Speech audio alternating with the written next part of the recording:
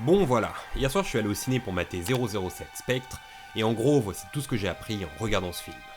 Une fois rentré chez moi, j'ai eu envie de me renseigner sur la saga James Bond. En fouillant un peu, j'ai appris que Mel Gibson avait refusé le rôle par 2 fois dans le passé. J'ai appris également qu'il aida dans les années 90 Britney Spears et Courtney Love à se sortir de la drogue. Courtney Love, qui le jour du suicide de Kurt Cobain, décida de distribuer aux fans parqués devant la grille de leur résidence les vêtements de la rockstar. Le corps de Kurt fut découvert par Gary Smith, électricien travaillant à Seattle, ville de l'État de Washington qui a vu naître Bill Gates, Jimi Hendrix, le grunge, la compagnie Starbucks et qui est visuellement connue pour sa tour à l'allure de soucoupe volante appelée The Space Needle.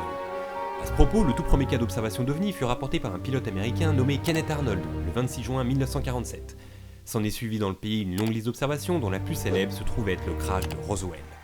Tous ces événements ont fortement inspiré la littérature, le cinéma, la télévision, mais aussi l'univers de la série dont le point d'orgue reste encore à ce jour X-Files.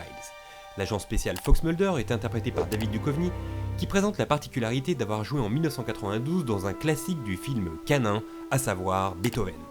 Époque dorée pour les toutous, où il se voyait régulièrement proposer au cinéma des rôles de flics comme dans Key-9 ou bien encore Turner & Hooch.